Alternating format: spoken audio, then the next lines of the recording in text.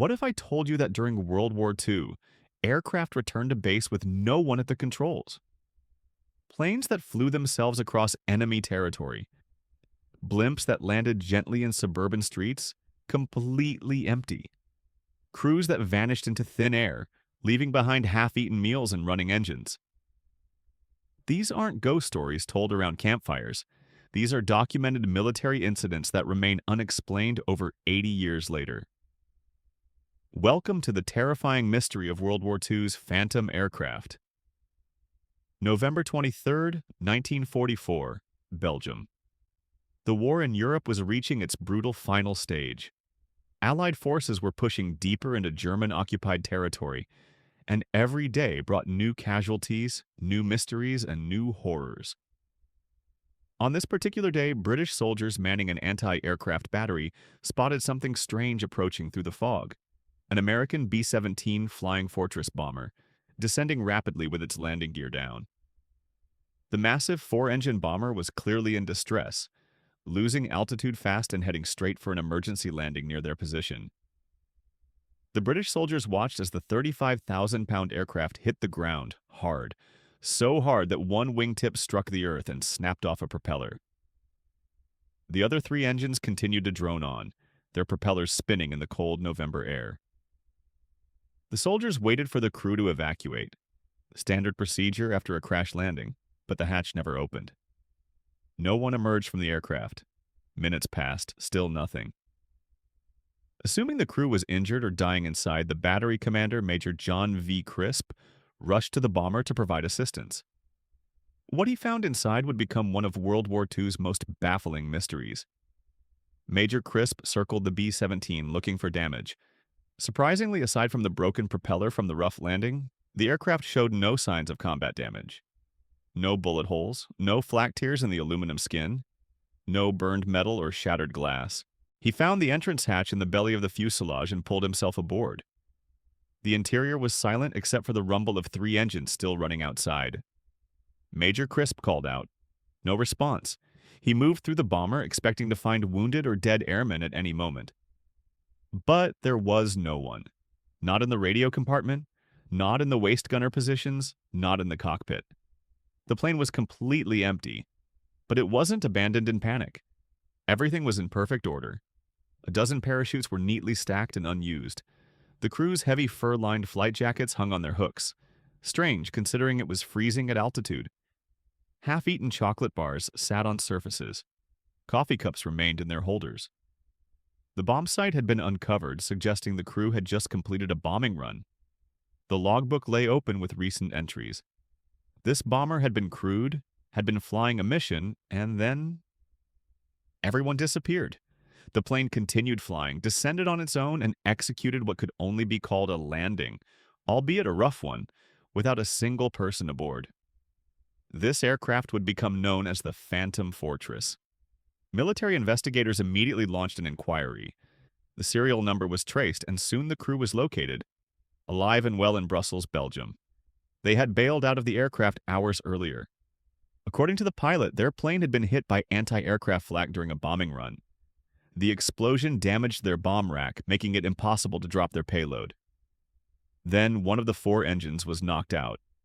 Fearing the damaged bomber wouldn't make it back to England, the pilot set the controls on autopilot, ordered the crew to bail out, and followed them down. They all parachuted safely and were picked up by Allied forces. A reasonable explanation. Except for one problem, it didn't match the evidence. If the plane was hit by flak, why did Major Crisp find no exterior damage? If the crew bailed out, why were all the parachutes still aboard the aircraft unused? If one engine was destroyed, why were all four engines running when the plane landed? And perhaps most mysterious of all, if the crew abandoned the bomber over Belgium, how did it fly itself for miles, descend to the correct altitude, lower its landing gear, and attempt a landing? Military analysts examined every inch of the Phantom Fortress. The more they looked, the stranger it became. The autopilot system in 1944 was primitive. It could maintain altitude and heading, but it absolutely could not navigate, descend, or land an aircraft. That required human control. Yet this bomber had done exactly that. The landing gear was down. Someone or something had to activate that mechanism. The fuel mixture was set correctly for landing. The throttles were positioned appropriately for approach speed. Everything indicated deliberate control by an experienced pilot, yet the cockpit was empty when Major Crisp arrived within minutes of the landing. Some witnesses claimed to have seen shadowy figures in the cockpit windows as the bomber approached. Others reported that the plane seemed to be flying with intelligence, avoiding obstacles and adjusting its approach. But when the aircraft was on the ground and inspected, not a soul was found. The crew's story never quite added up. Articles and reports from the time noted the discrepancies but couldn't explain them. Were they ordered to keep something secret? Did they encounter something so bizarre they couldn't speak about it? Or did the Phantom Fortress truly fly itself through some unknown phenomenon? The Phantom Fortress wasn't the only aircraft to return without its crew. Just 2 years earlier, on August 16, 1942, an even more mysterious incident occurred off the coast of California. And this time, the crew was never found at all. The L-8, a U.S. Navy patrol blimp, lifted off from Treasure Island in San Francisco Bay at 6:03 a.m. on a routine anti-submarine patrol. At the controls were two experienced officers, 27-year-old Lieutenant Ernest DeWitt Cody and 35-year-old Ensign Charles Ellis Adams. It was Adams's first flight as a commissioned officer after 15 years of Navy service. Both men were in excellent spirits. Their route would take them over the Farallon Islands along the coast and back to base, a standard patrol looking for Japanese submarines that were known to be prowling the California coastline. At 7:38 a.m., the L-8 crew radioed a routine report.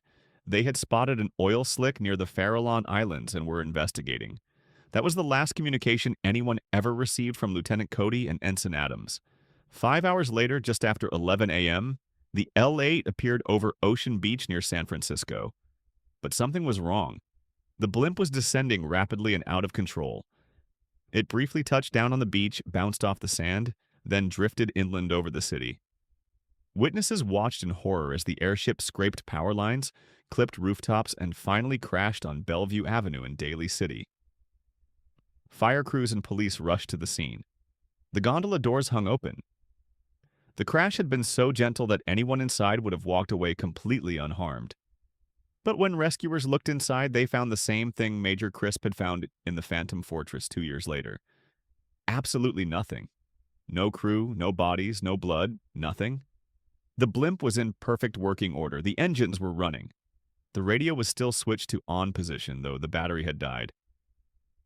All three parachutes were neatly stowed and unused. A rubber life raft was secured in its proper place. Half-eaten sandwiches sat in the gondola. A briefcase of classified documents that was supposed to remain with the crew at all times was still aboard. The only items missing were the 2 yellow life jackets that crew members were required to wear during overwater flights. Lieutenant Cody and Ensign Adams had simply vanished. The Navy launched an extensive investigation. The theories came fast and numerous, but none fully explained what happened. Theory 1. They fell out accidentally. Perhaps while investigating the oil slick, both men leaned out of the gondola door and somehow fell into the ocean. But experienced blimp pilots knew better than to both lean out simultaneously.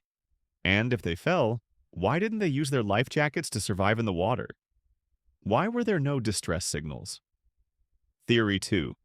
Japanese submarine capture. Some speculated that the L-8 descended close to the water near a Japanese submarine, and the crew was captured. But how? The blimp never landed on the water.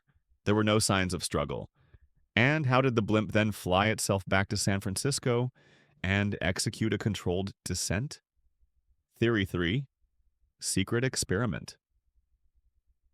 One researcher claims the L-8 was testing experimental radar equipment that emitted dangerous microwaves, which overpowered the crew and caused them to fall from the gondola. But this theory lacks documentary evidence and doesn't explain the perfect condition of the airship. Theory 4. Alien abduction.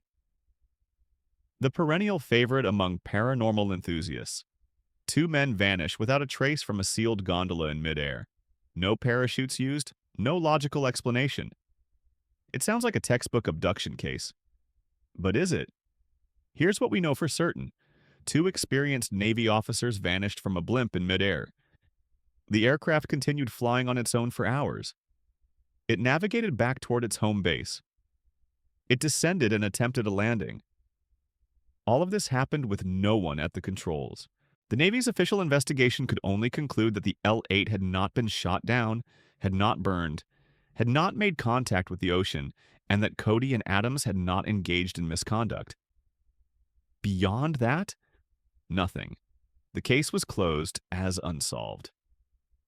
In 1943, 1 year after the incident, Lieutenant Cody and Ensign Adams were officially declared dead, but no bodies were ever found, no debris, no evidence of what happened during those hours after their final radio transmission. The L-8 was repaired and returned to service. After the war, it became part of Goodyear's advertising blimp fleet and was renamed America. For decades, it flew over football stadiums and public events. Millions of people saw it, never knowing they were looking at the legendary Ghost blimp. It was finally retired in 1982. Today, its gondola sits in the National Naval Aviation Museum in Pensacola, Florida, a silent keeper of one of World War II's greatest mysteries. So, what really happened? How does a fully crewed bomber land itself without a pilot? How do two men vanish from a sealed blimp in midair, leaving everything behind except themselves? The skeptics will tell you that the Phantom Fortress crew simply bailed out, and their story had inconsistencies because of wartime stress and confusion. They'll say the L-8 crew fell out accidentally while investigating that oil slick, and the blimp just happened to drift back toward San Francisco by chance. But the evidence doesn't quite support those simple explanations. Unused parachutes, running engines, controlled descents, landing gear deployed, perfect interior conditions, and in the case of the Ghost blimp, two experienced officers who simply ceased to exist. During World War II, thousands of aircraft were lost to enemy fire, mechanical failure, and accidents. We have wreckage, bodies, and explanations for nearly all of them. But these cases? These phantom aircraft that returned without their crews? They stand apart. They defy conventional explanation. They exist in that uncomfortable space between documented fact and inexplicable mystery. Were these incidents the result of experimental technology gone wrong? Military secrets still classified after 80 years? Or did something truly paranormal occur in the skies over World War II battlefields? Something that pulled crews from their aircraft and left the machines to fly themselves home? The Phantom Fortress and the Ghost blimp aren't alone. Throughout the war, there were dozens of reports of unmanned aircraft, phantom crews, and impossible flights. Most were dismissed or classified. A few, like these two, became legend. The truth may be lost forever, buried in classified files or taken to the grave by those who knew what really happened. But the question remains, haunting and unanswered. What happened to the ghost pilots of World War II? If mysteries like this send chills down your spine, subscribe for more unexplained stories from World War II. Next time, we'll dive into even stranger phenomena from history's deadliest conflict. Until then, the next time you see a plane flying overhead, ask yourself, who's really at the controls?